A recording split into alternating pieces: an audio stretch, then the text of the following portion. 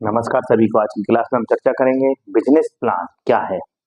Ethics की class यहाँ से आपको प्रदान की जा रही है, प्रोवाइड की जा रही है, वो भी फ्री में यूट्यूब के प्लेटफॉर्म के माध्यम से।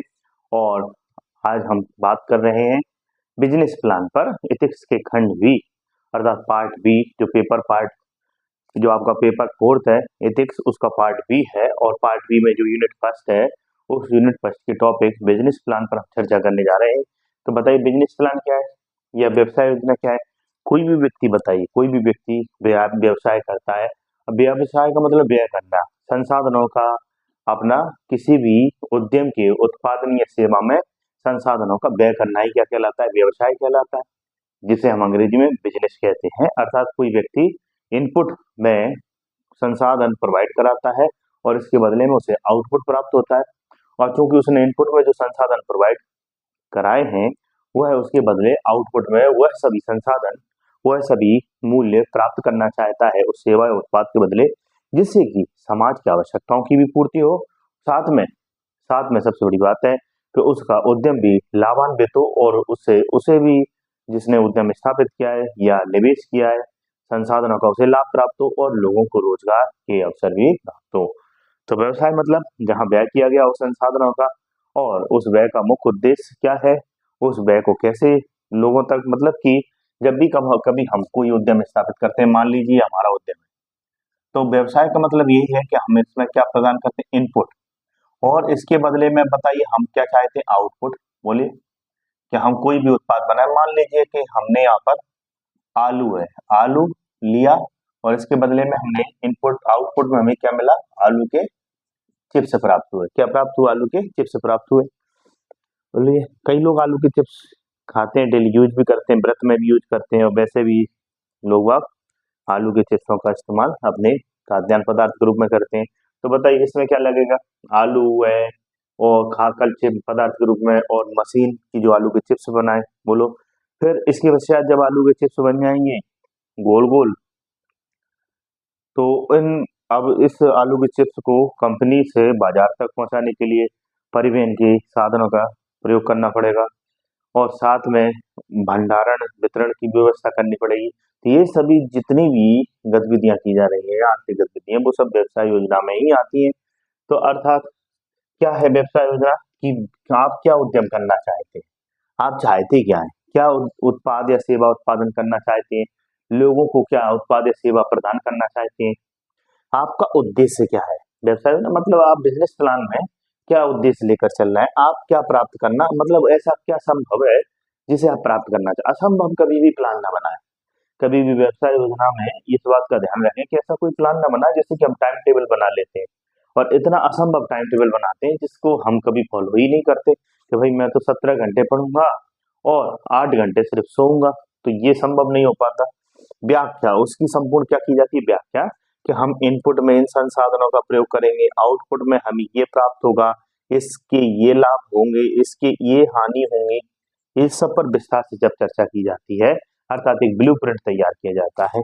बोलिए प्राप्त करने की पद्धति को उसे कैसे प्राप्त करना है, ये भी उसमें डिफाइन किया जाता है। तो सीधी बात है कि व्यवसाय योजना एक ऐसा प्लान है जिसमें कि कोई भी उद्यमी या कोई भी व्यवसायी अपने द्वारा लक्ष्यों को निर्धारित करता है, उनका एक खाका तैयार करता है, और उस लक्ष्यों को प्राप्त करने की प्रक्रिया, अर्थात क्या वह मार्ग होगा जिससे कि वह लक्ष्यों को प्राप्त कर सकता है, ये सब निर्धारित करता है। तो उसी को हम क्या कहते हैं, बिजनेस प्लान। अब आप बात करें बिजनेस प्लान या इसकी विशेषताएं क्या है, तो याद रखें इसकी जो विशेषता है बिजनेस प्लान की, विशेषता या लक्षण या गुण, तो इसकी विशेषता की हर एक स्तर पर योजना बनाई जाती है, लक्ष्य निर्धारित किए जाते हैं इसमें, चाहे सूक्ष्म हो, चाहे लघु हो, चाहे दीर्घकालीन हो। अगली बात, अवसरों को उद्यम में बदलने की चाह रखने वाला यह प्लान होता है, क्योंकि बिजनेस प्लान करने वाला क्या करता है, अवसरों को देखता है और उन अवसरों के दौरान ही वो अपना प्लान तैयार करता है, ताकि वो अवसर को किस में कन्वर्ट कर सके, किसी उद्यम में, अर्थात ऐसा कोई प्लेटफॉर्म बना सके उस अवसर के दौरान, ताकि वह किसी उत्पाद या सेवा को निर्मित करके लोगों तक पहुंचा सके। वहीं इन संसाधनों का स्पष्टीकरण होता है कि कौन कौन से संसाधन, वित्तीय संसाधन हो या कुशल मानव संसाधन हो या कच्चे माल के रूप में प्राकृतिक संसाधन हो या कोई अन्य संसाधन हो, परिवहन या संचार के, या जल संसाधन हो, तो संसाधनों का स्पष्टीकरण करता है कि भाई मुझे पानी की बोतल बेचना है, तो वो तय करता है कि मुझे पानी कहाँ मिलेगा, और वो वहां से पानी का क्या करता है, प्यूरिफाई करके, शुद्ध करके, भंडारण करके उसे परिवहन के माध्यम से लोगों तक वितरण करता है एंड डिस्ट्रीब्यूट करता है। प्रक्रिया, उसमें वह प्रक्रिया दर्शाता है। यह है व्यवसाय प्लानिंग व्यवस्था यह तय करती है कि आपकी प्रक्रिया क्या है। दिशा निर्देश इसमें डिफाइन रहते हैं कि किन किन डायरेक्शन में, मतलब पता तो होना चाहिए कि हमें इनपुट के संसाधन कहाँ से मिलेंगे, फिर हमें आउटपुट में जो संसाधन प्राप्त हो उनको हम किस मूल्य पर, कहाँ, किन वर्ग के लोगों तक पहुंचाने का प्रयास करेंगे, इसके क्या लाभ होंगे, समस्त लिखित रणनीति होती है, ब्लूप्रिंट तैयार होता है। लेकिन इसमें भविष्य और वर्तमान दोनों के बीच में सेतु का कार्य करता है। बिजनेस प्लान के वर्तमान में अगर हम आज इस प्लान को एग्जीक्यूट करेंगे तो इसका भविष्य क्या होगा, मतलब ये भविष्य में क्या कंपटीशन कर पाएगा, भविष्य में क्या यह उत्पाद या सेवा अपने अस्तित्व की रक्षा कर पाएगा, क्या भविष्य में यह हमें लाभ प्रदान कर पाएगा। तो इस प्रबंधन, इसमें प्रबंधकीय कौशल का इस्तेमाल किया जाता है, क्योंकि आप सबको पता है कि किसी भी व्यवसाय में बिना प्रबंधन के संसाधनों का इष्टतम दोहन नहीं किया जाता। और व्यवसाय खुद कहता है कि मुझ में आप संसाधनों का व्यय करो, पर व्यय कैसे किया जाए कि इष्टतम दोहन हो और न्यूनतम लागत हो और अधिकतम उत्पादन हो और अधिकतम लाभ अर्जित किया जाए। सामंजस्य और समाधान की भावना से यह व्यवसाय प्लान क्या होता है, युक्त होता है। अर्थात इसमें जब भी हम कोई बिजनेस प्लान बनाते हैं तो चुनौतियां आती हैं, हमारे सामने समस्याएं आती हैं, तो हम कोऑर्डिनेशन बैठाने का प्रयास करते हैं, हम उनका सामना करते हैं, उन्हें फेस करते हैं, और उन चुनौतियों को हम समाप्त करते हैं। उस साहस, जोखिम है, जो चुनौतियां हैं, जोखिमों से युक्त, उसको हम कम करने का प्रयास करते हैं। क्योंकि जब भी बिजनेस प्लान बनाते थे, ये तय होता है कि नकारात्मक प्रभाव क्या हो सकते हैं, क्या यहाँ हमारा सामान जो है या सेवा है वो लोगों को रुचिकर आएगी कि नहीं, लोग उसका उपयोग करें क्या, ये इस कीमत पर वो है, इस संसाधन का या इस सेवा या उत्पाद का उपयोग करें, तो ये सब बातें रहती हैं। तो इसमें ही हमें सामंजस्य समाधान बैठाना पड़ता है कि इनपुट और आउटपुट लागत में सामंजस्य बैठाना, लोगों और संगठन के बीच में सामंजस्य बैठाना, लोगों तक अपनी बात पहुंचाने के लिए सामंजस्य बैठाना।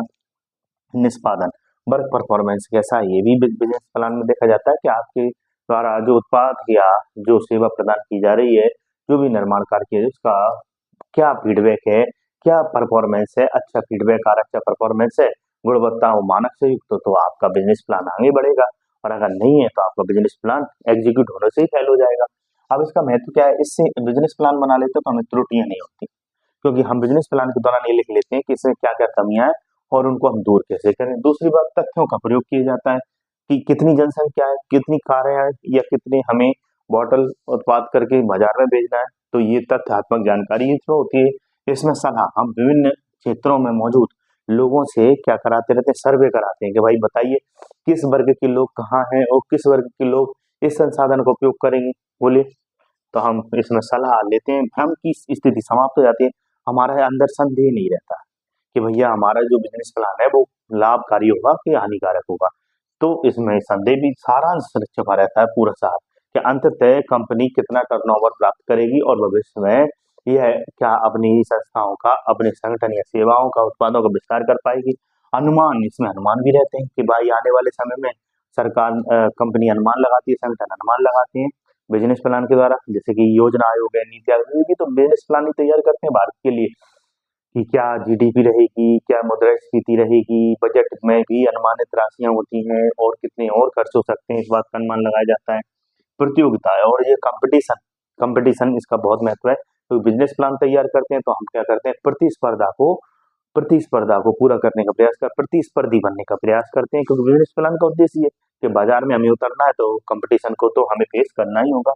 लागू करने में आसान होता है, जब भी कोई बिजनेस प्लान हमारे पास होता है तो हम उसे तुरंत इम्प्लीमेंट कर देते हैं, बोलिए।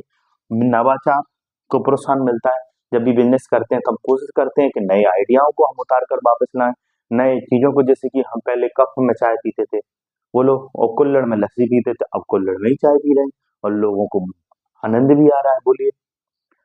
बोलिए, पहले लोग आश्रम में पढ़ने के लिए जाते थे, विद्यापीठ में पढ़ने के लिए जाते थे, मतलब कि ऐसे ऐसे संस्थान थे जहाँ लोग बाग क्या करते थे, पढ़ संस्थानों में प्राचीन काल में पढ़ने के लिए गुरुकुल के आश्रमों में रहा करते थे और गुरुओं की सेवाएं किया करते थे। आज देखिए घर बैठ के बच्चे पढ़ रहे हैं, उन्हें गुरुकुल में जाने की जरूरत ही नहीं है, ऑनलाइन सुविधा प्रोवाइड कराई जा रही है। ये बिजनेस प्लान ही तो है कि कैसे हम बिजनेस करें, कैसे हम व्यय करें संसाधनों का, कैसे हम लोगों की आवश्यकताओं की पूर्ति करें, और क्या आज वह टेक्नोलॉजी और वो हमारे पास संसाधन है जिससे कि हम ये कार्य कर सकते हैं। यस, तो इनोवेटिव आइडिया ही है। एआई क्या है? Innovative idea. बोलो, आज रोबोट है, इनोवेटिव आइडिया। ड्रोन है, इनोवेटिव आइडिया। बोलिए, पहले हम लट्टू जलाते थे, आज एलईडी जला रहे हैं, इनोवेटिव आइडिया। पहले हम सिर्फ हाथ से हवा करते थे, आज हम पंखा, कूलर और एसी का भी इस्तेमाल करें, इनोवेटिव आइडिया। बोलिए, तो ये बिजनेस प्लान का क्या है? महत्व है। तो बिजनेस प्लान क्या करता है? आज आप देखें, आलू की भी कई प्रकार की चिप्स आपको देखने को मिलेगी बाजार में, कई प्रकार के टेस्टों के साथ, कई प्रकार के आकार प्रकार के साथ, रंग बिरंगी सतरंगी तस्वीरों के साथ। बोले, ये बिजनेस प्लान ही तो है। यहाँ लोग वाग व्यय करने के लिए संसाधनों को उचित तरीके से व्यय कर अपना लाभ अर्जित करते हैं और समाज की आवश्यकताओं की पूर्ति करते हैं। तो आज की क्लास यहीं संपन्न होते हैं। अगली क्लास में फिर मिलेंगे, तब तक के लिए जय हिंद, धन्यवाद, खुश रहिए, मुस्कुराते रहिए।